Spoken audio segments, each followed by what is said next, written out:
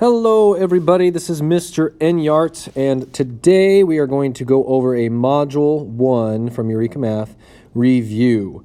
The module was titled Ratios and Rates. It was broken into 4 topics, A, B, C, and D, and those lessons are respectively written above the topic so that you can go back and check your practices, go back and check your videos on Edpuzzle, whatever is needed. My recommendation would be remembering that this is not like watching Spider-Man. This is an educational video, so be prepared to pause and interact, as well as go back to your practices. So if we start talking about finding equivalent ratios, remembering to go back and look at that if you realize you need some help. So topic A is focusing on what is a ratio and finding equivalent ratios. So our goal is to understand at the end of this video what a ratio is and how to find equivalent ratios.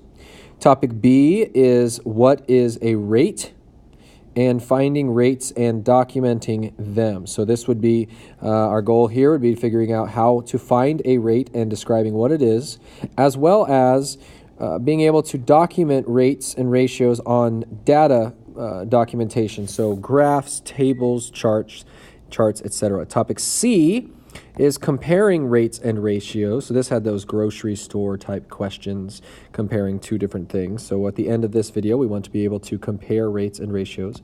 And lastly, at the end of the video in topic D, we want to be able to explain how percents are the same thing as fractions, which are the same thing as division, which are the same thing as decimals, which are the same thing as ratios, that I can write one fraction and change its form into equivalencies of each of these titles. So stick around, have fun, and here we go.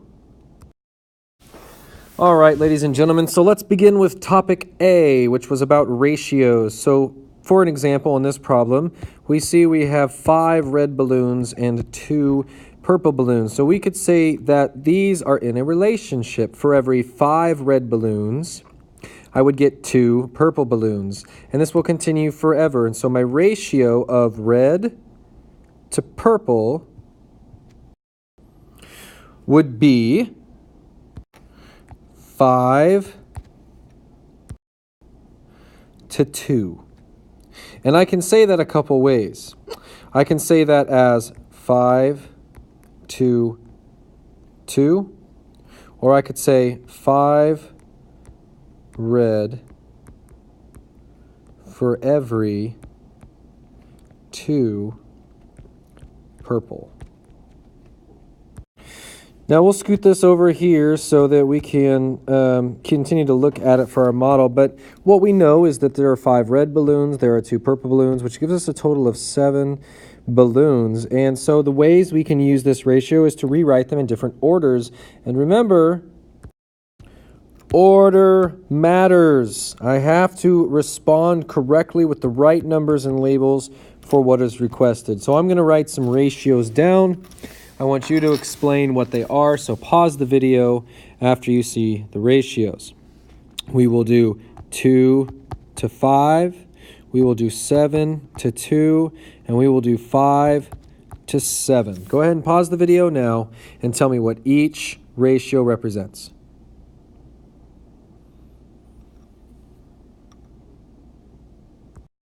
Okay, so 2 to 5 would represent the purple to the red, and 7 to 2 would represent the total to the number of purple. 5 to 7 would represent the red to my total. Very good.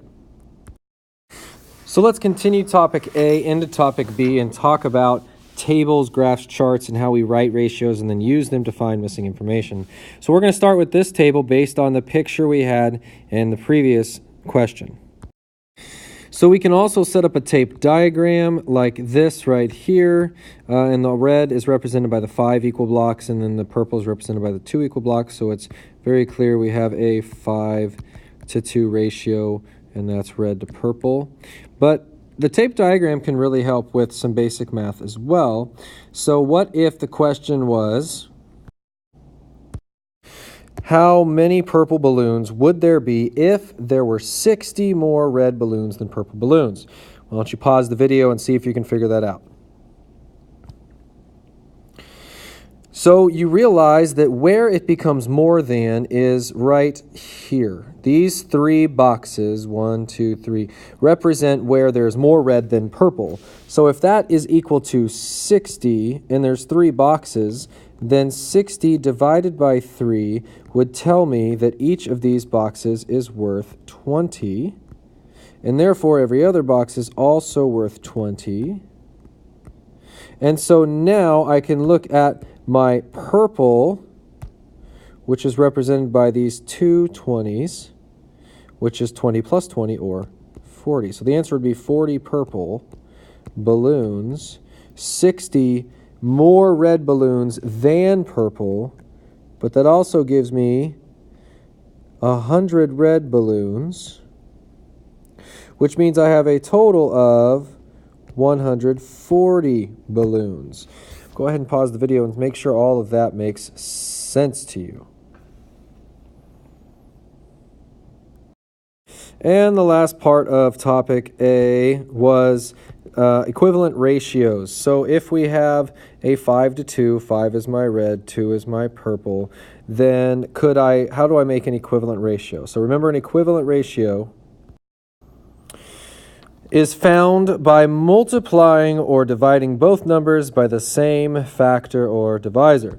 So I could say that 10 to 4 is equivalent because that's times 2, but I could not say that 15 to 8 is equivalent because this would be times 3 and this would be times 4. So therefore, not an equivalent ratio.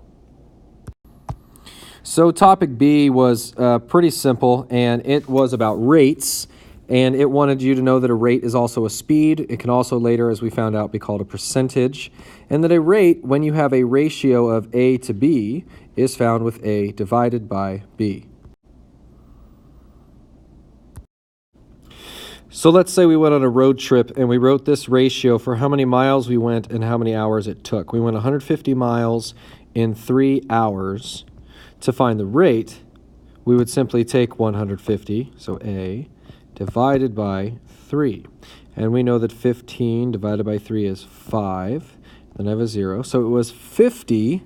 And now we have to come up with what our unit is. So remember, rates use both measurements from the ratio, so miles and hours in this case, and often uses the word per. So our rate, this would be how many miles we went per 1 hour. So this would be 50 miles per hour. And I can prove that by noting that when I did 150 divided by 3, I'm really finding an equivalent ratio of dividing both sides by 3, which gives me 50 miles per 1 hour. So my ratio and my rate are different in the fact that I could write 50 to 1 and say it that way, and that's miles to hours in my ratio, or I could simply write 50 miles per hour since my hours are down to 1.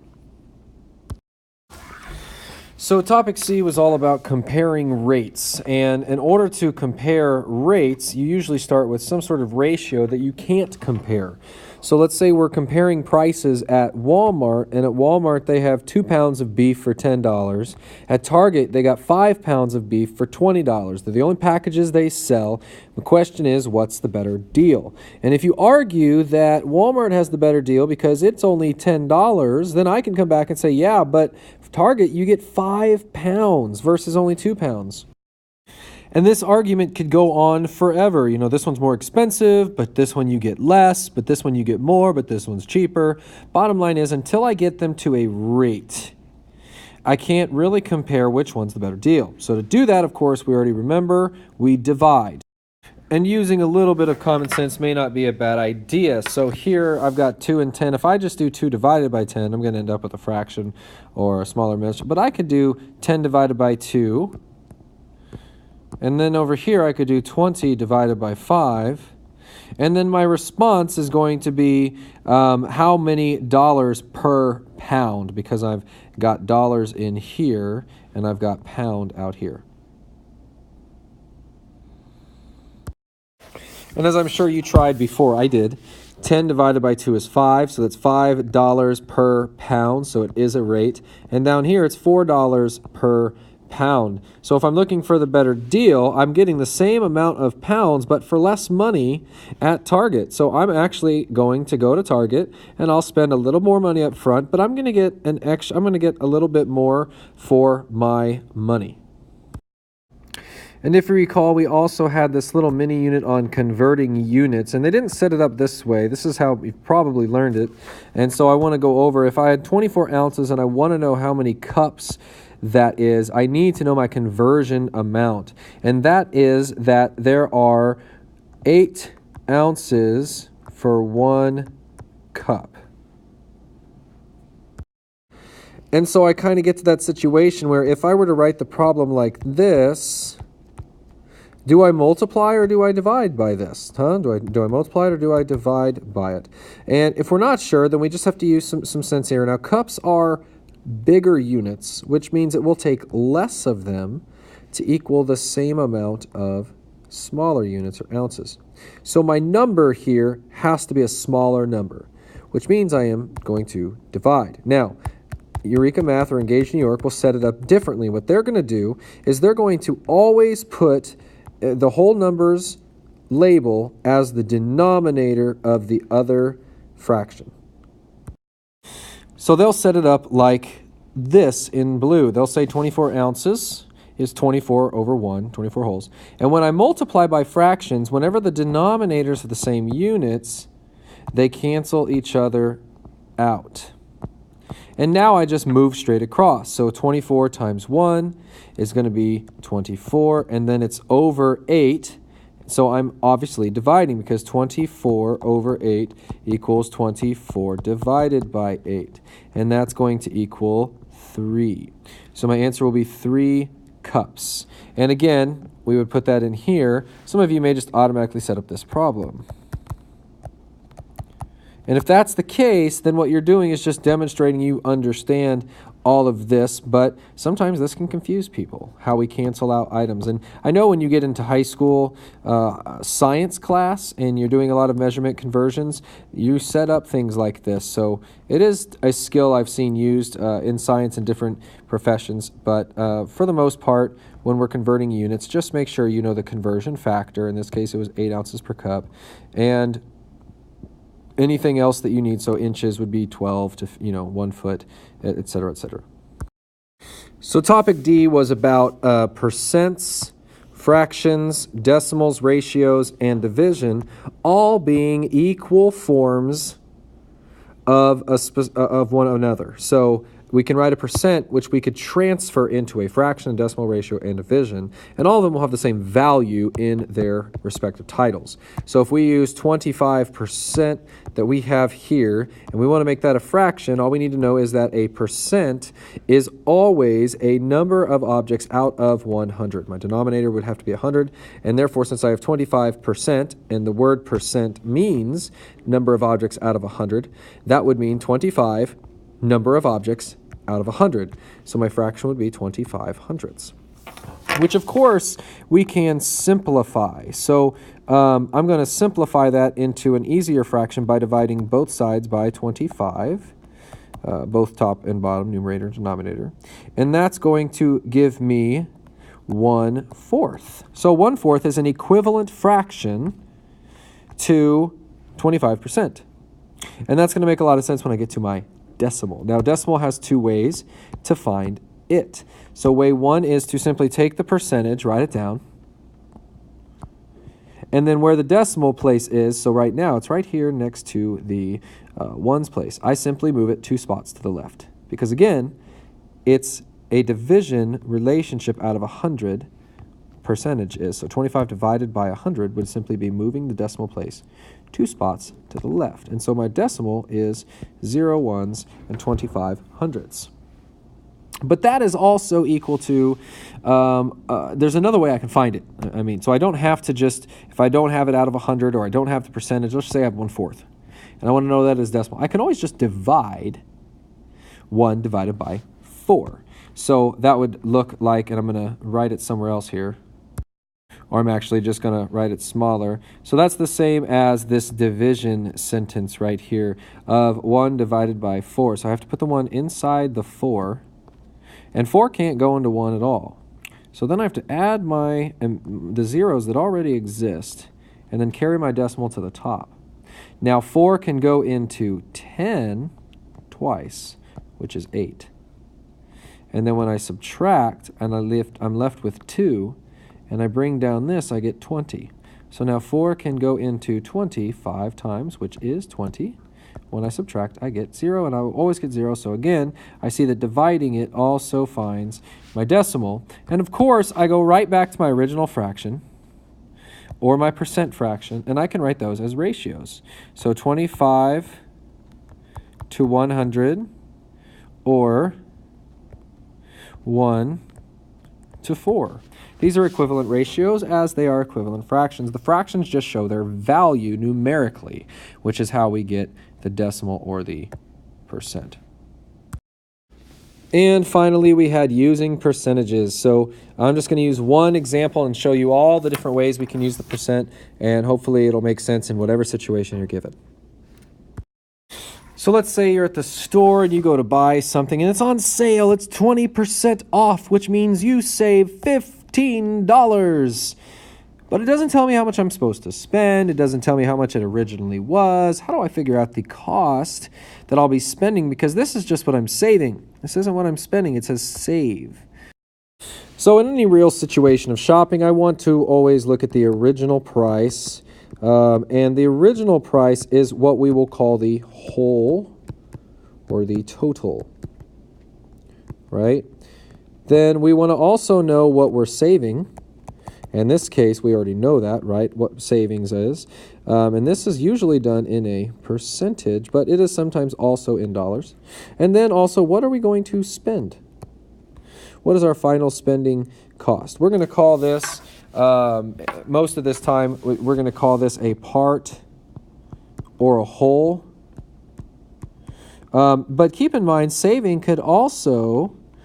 this is the saving in percentage. I can also be looking for the savings in dollars.